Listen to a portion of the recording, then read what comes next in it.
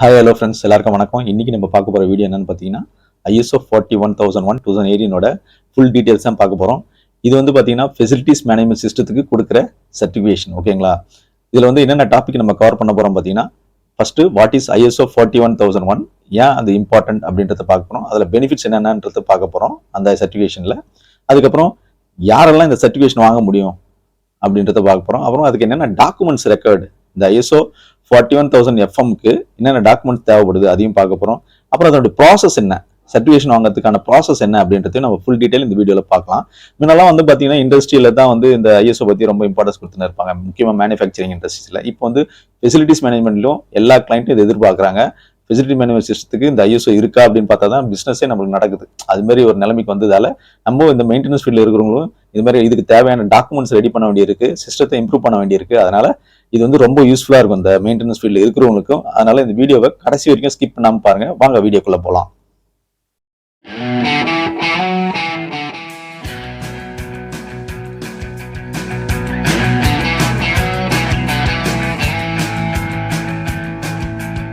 So first நம்ம தெரிஞ்சுக்க வேண்டியது what is ISO 41001 and why it is important. ஓகேங்களா? ஸோ இந்த ISO 41001 வந்து ஒரு இன்டர்நேஷனல் ஸ்டாண்டர்ட் ஃபெசிலிட்டிஸ் மேனேஜ்மெண்ட்டுக்காகவே உருவாக்குனது எப்போன்னா 2018. ஓகேங்களா? ஒவ்வொரு ஆர்கனைசேஷனுக்கும் பார்த்தீங்கன்னா பெரிய செலவு எதுனா மெயின்டெனன்ஸ் தான். ஒரு ஒர்க் பிளேஸை வந்து நல்லபடியாக வச்சுக்கணும்னா அது வந்து செலவு பண்ணி தானே ஆகணும். அது எக்யூப்மெண்ட் மெயின்டெனன்ஸாக இருக்கட்டும், இல்லை ஒர்க் பிளேஸோட இன்ஃப்ராஸ்ட்ரக்சர் மெயின்டெனன்ஸாக இருக்கட்டும். ஓகேங்களா? எல்லாமே பார்த்தீங்கன்னா நம்ம வந்து அதுக்கான மெயின்டெனன்ஸ் செலவு வந்து அதிகமாக ஆகினே தான் இருக்கும். ஓகேங்களா? அந்த ஸ்டாண்டர்டை நம்ம மெயின்டைன் பண்ணணும். ஸோ அதுக்காக தான் இந்த மாதிரி ஒரு ISO 41001 ஸ்டாண்டர்ட் வந்து உருவாக்கியிருக்காங்க. எதுக்குன்னா to implement the highest standard of facilities management to reduce cost and increase efficiency. எவ்வளோ காஸ்ட் ரிடக்ஷன் பண்ண முடியும், அதே நேரத்தில் எஃபிஷியன்சி எப்படி இன்க்ரீஸ் பண்ணலாம், அதுக்கு வந்து இது வந்து இந்த ப்ரொசீஜர், இந்த ஸ்டாண்டர்டை உருவாக்கியிருக்காங்க. ஸோ அடுத்ததாக பார்த்தீங்கன்னா இந்த ISO 41001 வந்து எந்தெந்த ஏரியாவில் ஃபோக்கஸ் பண்ணுறாங்க அப்படின்னு பார்த்தீங்கன்னா procurement, operation, maintenance, technology, heating and cooling system, அப்புறம் எனர்ஜி, கேட்டரிங், இது மாதிரி பல ஏரியாவில் இதை ஃபோக்கஸ் பண்ணுறாங்க. ஓகேங்களா?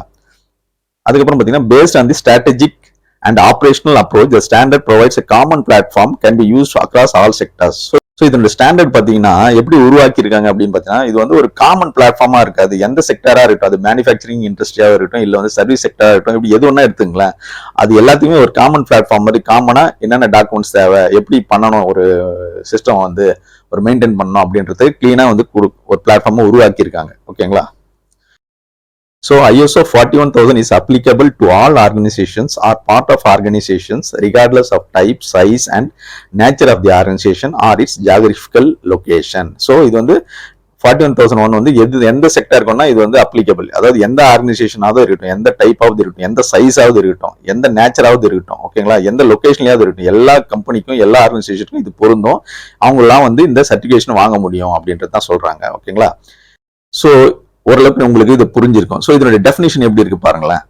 ISO 41001 is an organization function that integrates people, place, process within the built environment for the purpose of improving the life quality of people and the productivity of the core business. So பேசிக்கா நீங்க புரிஞ்சுக்க வேண்டியது என்னன்னா, இந்த ISO 41000 எதுக்கு வாங்கணும், எதுக்கு தேவையில்லாம செலவு பண்ணணும்னா life quality of the people, work பண்றாங்களே அவங்களுடைய life quality of the people வந்து இம்ப்ரூவ் பண்ணணும். ரெண்டாவது ப்ரொடக்டிவிட்டி ஆஃப் தி பிசினஸ் வந்து இம்ப்ரூவ் ஆகணும். ஓகேங்களா? அது பண்றது தான் அதான மெயின் எய்மா இருக்கணும். பிசினஸ் இம்ப்ரூவ் ஆகணும், இன்னும் நிறைய சம்பாதிக்கணும், அதுதானே ஒரு கம்பெனி நினைப்பாங்க. ஸோ அதுக்கான சிஸ்டம் நம்ம ப்ராப்பரா நம்ம நல்லா ISO வாங்கியிருக்காங்க, ஃபெசிலிட்டி மேனேஜ்மெண்ட் ISO சர்டிஃபிகேஷன் வாங்கியிருக்காங்க அப்படின்னா பிசினஸ் நிறைய கிளைண்ட் வருவாங்க, பிசினஸ் நிறைய கிடைக்கும். ஸோ எப்படி மெயின்டைன் பண்றாங்க, எஃபிஷியண்டா மெயின்டைன் பண்றாங்கன்னு பார்க்கும்போது உங்களுக்கு நிறைய பிசினஸ் கிடைக்கும். அதனால தான் இது டெஃபினிஷனும் இப்படி கொடுத்துருக்காங்க. ஸோ இதுதான் நீங்க புரிஞ்சுக்கணும். ஸோ நம்ம வந்து இந்த ISO 41000 சர்டிஃபிகேஷன் வாங்கினா என்னென்ன பெனிஃபிட்ஸ் கிடைக்கும் அப்படின்றத நம்ம லிஸ்ட் இதில் போட்டுலாம். ஃபர்ஸ்ட் பார்த்தீங்கன்னா கஸ்டமர் சாட்டிஸ்ஃபேக்ஷன், அதாவது deliver products that consistently meet customer requirements and a service that is dependable and can be relied on. ஓகேங்களா? கஸ்டமர் ரெக்யர்மெண்ட்ஸ் வந்து கன்சிஸ்டண்டா நீங்க வந்து அவங்களுக்கு ஏற்ற மாதிரி டெலிவரி பண்ணும் ப்ராடக்ட்ஸ், அதுதான் வந்து கஸ்டமர் சாட்டிஸ்ஃபேக்ஷன். ஒரு முறை பண்ணிட்டு 2 முறை பண்ணிட்டு கண்டினியூஸா நம்ம வந்து அவங்களுடைய ரெக்யர்மெண்ட்ஸை மீட் பண்ணணும். ஓகேங்களா? அது சர்வீஸா இருக்கணும், இல்லை மேனுஃபேக்சரிங் இண்டஸ்ட்ரியா இருக்கட்டும், எது ஒன்றா இருக்கட்டுமே, எந்த சர்வீஸா இருக்கட்டுமே. ஓகேங்களா? அப்பதான் உங்க மேல ஒரு நம்பிக்கை வரும். அதை தான் அவங்க சொல்றாங்க கஸ்டமர் சாட்டிஸ்ஃபேக்ஷன் ஃபர்ஸ்ட். ரெண்டாவது minimise cost. So continual improvement of process and resulting operational efficiency mean money saved. ஓகேங்களா, கண்டினியூஸா ப்ராசஸ் இம்ப்ரூவ்மெண்ட் இருக்குன்னா எஃபிஷியன்சி இம்ப்ரூவ் ஆகுதுன்னா கண்டிப்பா காஸ்ட் சேவிங் இருந்துதானே ஆகணும். அதுதான் இந்த ரெண்டாவது பாயிண்ட். மூணாவது, gain competitive edge, improve the perception of your organisation with staff, customers and suppliers. ஓகேங்களா, மூணாவது அது காம்படிட்டிவா இருக்கீங்களா அது வந்து புரிஞ்சுக்கணும். ஓகே நீங்களா. ஸோ அடுத்தது பார்த்தீங்கன்னா இந்த லீகல் கம்ப்ளைண்ட்ஸ்ங்க, இது வந்து ரொம்ப ரொம்ப முக்கியம். ஒரு ஆர்கனைசேஷனும் வந்து இந்த லீகல் டாக்குமெண்ட்ஸ் கண்டிப்பாக மெயின்டைன் பண்ணி ஆகணும். கவர்மெண்ட் வந்து என்னென்ன எதிர்பார்க்குறாங்களோ அந்த லீகல் டாக்குமெண்ட்ஸ் வந்து நம்ம வந்து மெயின்டைன் பண்ண வேண்டியிருக்கும். அப்போ தான் பிஸ்னஸும் வந்து பார்த்தீங்கன்னா நீங்கள் கிளைண்ட்டும் அதை தான் எதிர்பார்ப்பாங்க. ஓகேங்களா, நீங்கள் இப்போ ஒரு எல்லா லீகல் டாக்குமெண்ட்டும் இருக்க ஒரு ஆர்கனைசேஷன் அப்படின்றது கண்டிப்பாக பார்ப்பாங்க.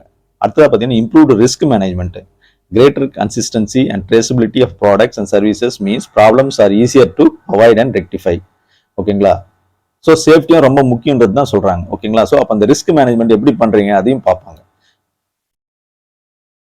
அப்புறம் ப்ரூவன்ஸ் பிசினஸ் கிரெடென்ஷியல்ஸ். ஓகேங்களா, independent verification against globally recognised industry standard speaks values. ஓகேங்களா, ஸோ பிசினஸ் கிரெடென்ஷியல் இம்ப்ரூவ் ஆகுது, நீ ஒரு நல்ல பிசினஸ் பண்றேன்னு ப்ரூவ் பண்ணா இது வந்து இந்த சிஸ்டம்லாம் நீங்க வந்து கரெக்டா வந்து மெயின்டைன் பண்றீங்க அப்படின்னா அதுக்கு வந்து ஆதாரம் எது, அதுக்கான சாட்சி எது, அதுக்கான ப்ரூஃப் எதுன்னா இந்த ISO 41001 சர்டிஃபிகேஷன் இருந்ததுன்னா இது எல்லா பாயிண்ட்ஸும் அதில் கவர் ஆயிடுது. ஓகேங்களா, ஸோ யாரெல்லாம் வந்து இந்த ISO 41000 சர்டிஃபிகேஷன் வாங்க முடியும் அப்படின்றத நம்ம பார்க்கலாம். ஸோ இந்த ISO 41001 is the international standard for facility management system. சொன்ன மாதிரி it provides a framework to develop, implement and maintain effective facilities management across different sectors world wide. ஓகேங்களா, ஸோ அது எந்தெந்த செக்டர் வந்து இந்த மாதிரி ISO சர்டிஃபிகேஷன் வாங்கலாம் அப்படின்றத சொல்லியிருக்காங்க. அது பார்த்தீங்கன்னா மேனுஃபேக்சரிங் கம்பெனியாக இருக்கட்டும், இல்லை சர்வீஸ் செக்டராக இருக்கட்டும், ஹாஸ்பிட்டல்ஸ் இருக்கட்டும், அப்புறம் ஃபார்மா செக்டராக இருக்கட்டும், எஜுகேஷனாக இருக்கட்டும், இல்லை கவர்மெண்ட் ஆர்கனைசேஷனாக இருக்கட்டும், இல்லை ரிசர்ச் ஃபவுண்டேஷனாக இருக்கட்டும், இல்லை இன்ஜினியரிங்காக இருக்கட்டும், இல்லை ஷிப்பிங் இண்டஸ்ட்ரியாக இருக்கட்டும், இல்லை ஏரோஸ்பேஸாக இருக்கட்டும், இல்லை ஃபுட்டாக இருக்கட்டும், ஃபுட் இண்டஸ்ட்ரி கூட சொல்கிறாங்க. அப்புறம் ஆட்டோமேட்டிவ், அப்புறம் telecom industry, textile and apparels, medical and test lab, software development, இப்படி எந்த இண்டஸ்ட்ரியாவது இருக்கட்டும் நீங்கள் வந்து ISO 41000 சர்டிஃபிகேஷன் வாங்க முடியும் அப்படின்றது தான் நீங்கள் புரிஞ்சுக்கணும். ஸோ அடுத்தது நம்ம தெரிஞ்சுக்க வேண்டியது என்னென்ன டாக்குமெண்ட்ஸ் தேவைப்படுது இந்த ISO 41001 FMக்கு அப்படின்றது. இது முக்கியமாக பார்த்தீங்கன்னா சிஸ்டம் மேனுவலு, அப்புறம் சிஸ்டம் ப்ரொசீஜர் தேவைப்படுது, பாலிசி என்ன, அப்ஜெக்டிவ்ஸ் என்ன, அப்புறம் மிஷன் அண்ட் விஷன் தேவைப்படுது. அப்புறம் ஒவ்வொரு சிஸ்டத்துக்கும் வந்து அதாவது ஒவ்வொரு எக்யூப்மெண்ட் ஒரு ப்ராசஸ்க்கும் பார்த்தீங்கன்னா ஸ்டாண்டர்ட் ஆப்ரேட்டிங் ப்ரொசீஜர் இருக்கணும், SOP, அப்புறம் செக்லிஸ்ட் இருக்கும், ஃபார்ம்ஸ் இருக்கும், அப்புறம் ஃபார்மேட்ஸ் இருக்கும், அப்புறம் ரெக்கார்ட்ஸ் இருக்கணும். ஓகேங்களா, இது எல்லாமே இருந்ததுன்னா நம்ம ISO 41001 FM ஈஸியாக வாங்கலாம் அப்படின்னு தான் புரிஞ்சுக்கணும் நீங்கள். இது வந்து டாக்குமெண்ட் வந்து இன்ஃபர்மேஷன் வந்து கொஞ்சம் வேரி ஆகும் ஒரு இண்டஸ்ட்ரி பேஸ் பண்ணி, அதாவது ஆர்கனைசேஷன் சைஸ் பேஸ் பண்ணி வேரி ஆகும், இல்லை activities performed by the organisation அவங்களுடைய ஆக்டிவிட்டிஸ் பேஸ் பண்ணி மாறுபடும், ப்ராசஸ் பேஸ் பண்ணி மாறுபடலாம், அப்புறம் ப்ராடக்ட் அண்ட் சர்வீஸ் பேஸ் பண்ணி கூட மாறுபடலாம். ஓகேங்களா, இதெல்லாம் ஒரு கம்பெனி பொறுத்து மாறுபடும் கொஞ்சம் கொஞ்சம். பட் ஆனால் பேசிக்காக இதுதான் முக்கியமான டாக்குமெண்ட்ஸ். ஸோ அடுத்தது நம்ம பார்க்க வேண்டியது ப்ராசஸ் ஆஃப் ISO 41001 சர்டிஃபிகேஷன் தான். ஸோ ISO 41000 சர்டிஃபிகேஷன் வாங்கிறதுக்கு என்னென்ன ப்ராசஸ் அப்படின்ட்டு நம்ம ஒன்றா லிஸ்ட் அவுட் பண்ணி பார்க்கலாம். ஸோ நீங்கள் வந்து ஃபஸ்ட்டு கேப் அனலைஸ் பண்ணணும். அதாவது யாராவது ஒரு தேர்ட் பார்ட்டி ஏஜென்சி அதாவது நீங்கள் அப்பாயின்ட் பண்ணிக்கலாம், அவங்க வந்து இதை பண்ண சொல்லலாம். இந்த மாதிரி கேப் அனலைஸ்லாம், அதாவது ஃபஸ்ட்டு கேப் அனலைஸ் பார்த்தீங்கன்னா finding gap between existing system related to ISO requirements. இப்போ இருக்கிற சிஸ்டத்துக்கும் ISO ரெக்யர்மெண்ட்ஸ்க்கும் உள்ள எவ்வளோ கேப் இருக்குது அப்படின்ட்டு ஃபஸ்ட்டு அந்த பாயிண்ட் லிஸ்ட் அவுட் பண்ணணும், கேப் அனலைசிஸ். ஓகேங்களா, ரெண்டாவது ஸோ அடுத்ததான் வந்து சர்டிஃபிகேஷன் பாடி செலெக்ஷன். ஓகேங்களா, செலக்டிங் தி அப்ராப்ரியேட் சர்டிஃபிகேஷன் பாடி. ஓகேங்களா, கரெக்டான ஒரு சர்டிஃபிகேஷன் பாடியை நீங்கள் செலக்ட் பண்ண வேண்டியிருக்கும்ல, அதுவும் நீங்கள் சூஸ் பண்ணணும். அதுக்கப்புறம் காஸ்ட் எஸ்டிமேட்ஸு பார்க்கணும், எவ்வளோ செலவாகும் அப்படின்ட்டு. பேஸ்ட் ஆன் எப்படி செலக்ட் பண்ணுவாங்க, based on the scope of your business. உங்கள் பிஸ்னஸ் ஸ்கோப் என்ன இருக்குது அது வந்து நீங்கள் அதுக்கு ஏற்ற மாதிரி நீங்கள் சர்டிஃபிகேஷன் பாடி சூஸ் பண்ண வேண்டியது தான். ஓகேங்களா, அடுத்தது பார்த்தீங்கன்னா டெவலப்பிங் டாக்குமெண்ட்ஸ் டெவலப்மெண்ட் தான் ரொம்ப முக்கியம். இந்த டாக்குமெண்ட்ஸ் அதாவது மேனேஜ்மெண்ட் சிஸ்டம் மேனுவல் ஒன்று ஃபஸ்ட்டு ரெடி பண்ணணும், அப்புறம் மேனேஜ்மெண்ட் சிஸ்டம் ப்ரொசீஜர் ரெடி பண்ணணும், பாலிசி இருக்குதா பார்ப்போங்க, அப்ஜெக்டிவ்ஸ் ரெடி பண்ணணும், ஃபார்ம்ஸ் ரெடி பண்ணணும், அப்புறம் ஸ்டாண்டர்ட் ஆப்ரேட்டிங் ப்ரொசீஜர் SOP இருந்ததுன்னா அதை ரிவ்யூ பண்ணி இன்னும் வேறு இதெல்லாம் இல்லையோ SOP அது எல்லாத்துக்குமே நீங்கள் SOP ரெடி பண்ண வேண்டியிருக்கும். ஓகேங்களா, இதெல்லாம் தான் டாக்குமெண்ட்ஸ் முக்கியமாக தேவைப்படுது. அப்புறம் implementing management system. So management சிஸ்டமும் இது இம்ப்ளிமெண்ட் பண்ண வேண்டும். அது என்னன்னு பார்த்தீங்கன்னா ISO awareness training first for the top management ஸ்டாஃப்க்கு கொடுக்க வேண்டியிருக்கும். அடுத்தது implementing a well document management system throughout the organisation. ஓகேங்களா, ஸோ முதல்ல ட்ரைனிங் கொடுக்கணும் முக்கியமாக. ஃபர்ஸ்ட் எல்லாருக்குமே மேனேஜ்மெண்ட்டாக இருக்கட்டும், இல்லை ஒவ்வொரு டெக்னீஷியன் லெவலில் ஒரு ஸ்டாஃப் லெவலில் உங்களுக்கு வந்து ட்ரைனிங் கொடுத்து அவங்களை அவேர்னஸ் கொண்டு வந்தீங்கன்னா ஆட்டோமேட்டிக்காக சிஸ்டம் இம்ப்ரூவ் ஆகிடும். அது எல்லாமே டாக்குமெண்ட் பண்ண வேண்டியிருக்கும். ஓகேங்களா, ஸோ அடுத்ததாக பார்த்தீங்கன்னா நீங்கள் இன்டர்னல் ஆடிட்டு, MRM, கேப்பான்னு இருக்குது, இதெல்லாம் நீங்கள் பண்ண வேண்டியிருக்கும். ஸோ ஃபஸ்ட்டு நீங்கள் எல்லாருமே சொல்லி கொடுத்துட்டீங்க, ட்ரைனிங்லாம் கொடுத்துட்டீங்க. ஸோ ஒரு இன்டர்னல் ஆடிட் வந்து பண்ண வேண்டியிருக்கும். இன்டர்னல் ஆடிட் பண்ணி எதெல்லாம் நான் கன்ஃபார்மிட்டிஸ் இருக்கோ அந்த ஐஎஸ்ஓ ரெக்குவயர்மெண்ட்ஸ்க்கு வந்து மீட் பண்ணாத சில பாயிண்ட்ஸ் இருக்கும் இல்லையா, அதெல்லாம் வந்து நான் கன்ஃபார்மிட்டிஸ்னு சொல்லுவாங்க. ஓகேங்களா? ஸோ அது பண்ண வேண்டியிருக்கும். அப்புறம் மேனேஜ்மெண்ட் ரிவ்யூ மீட்டிங் பண்ணி எப்படி இம்ப்ரூவ் பண்ணலாம் அப்படின்றத நீங்கள் மேனேஜ்மெண்ட் ரிவ்யூ மீட்டிங் போட்டு அதை ரெக்கார்ட் பண்ண வேண்டியிருக்கும். அப்புறம் கேப்பான்னா corrective and preventive action plan தான் கேப்பான்னு சொல்லுவாங்க. எதெல்லாம் அது எதுக்கு இது பண்ணுவாங்கன்னா, இந்த நான் கன்ஃபார்மிட்டிஸ், அதாவது எதெல்லாம் வந்து பாயிண்ட்ஸ் வந்து நீங்கள் வந்து இன்னும் மீட் பண்ணலையோ, ரெக்குவயர்மெண்ட்ஸ் மீட் பண்ணலையோ அந்த பாயிண்ட்ஸ்லாம் லிஸ்ட் அவுட் பண்ணி கொடுப்பாங்க ஆடிட் பண்ணி. ஸோ அந்த பாயிண்ட்ஸ்க்கு நீங்கள் என்னென்ன கரெக்டிவ் அண்ட் ப்ரிவென்டிவ் ஆக்ஷன் எடுத்திருக்கீங்க அப்படின்றது சொல்லணும். ஓகேங்களா? அது ரெக்கார்ட் பண்ணணும். அடுத்தது பார்த்தீங்கன்னா சர்டிஃபிகேஷன் பாடி ஆடிட். ஓகேங்களா? இப்போ இந்த அப்பாயிண்டட் ஏஜென்சி என்ன பண்ணுவாங்க, உங்க சைடு வந்து அதை வந்து அசிஸ்ட் பண்ணுவாங்க தேர்ட் பார்ட்டி ஆடிட்டுக்கு. ஓகேங்களா? அப்போ சர்டிஃபிகேஷன் வாங்குறதுக்காக அவங்க கூட வந்து உங்களுக்கு சர்டிஃபிகேஷன் வாங்கி தந்துருவாங்க. ஓகேங்களா? ஸோ அப்புறம் அதில் ஏதாவது என்சி இருந்ததுன்னா அதை க்ளோஸ் பண்ணணும் இல்லையா? இப்போ நான் கன்ஃபார்மிட்டிஸ் நம்ம இன்டர்னல் ஆடிட்ல மேக்ஸிமம் க்ளோஸ் பண்ணிடுவோம். அது இல்லாமல் 1-2 பாயிண்ட் வர ஏஜென்சி சர்டிஃபிகேஷன் கொடுக்குற ஏஜென்சி வந்து ஆடிட் பண்றாங்கன்னா அவங்க வந்து சில என்சி கொடுத்துருவாங்க. அதுக்கு தான் நான் கன்ஃபார்மிட்டின்னு சொல்லுவாங்க. ஸோ அதை வந்து க்ளோஸ் பண்ணணும். அதுக்கு நம்ம ஒரு ஏஜென்சி வச்சு நம்ம க்ளோஸ் பண்ணிக்கலாம். ஓகேங்களா? அதுக்கப்புறம் சர்டிஃபிகேஷன் இஷ்யூ பண்ணுறது தான். அப்புறம் சர்டிஃபிகேஷன் வந்து இது வந்து பார்த்தீங்கன்னா 3 இயர்ஸ் கொடுக்குறாங்க இந்த சர்டிஃபிகேஷனு.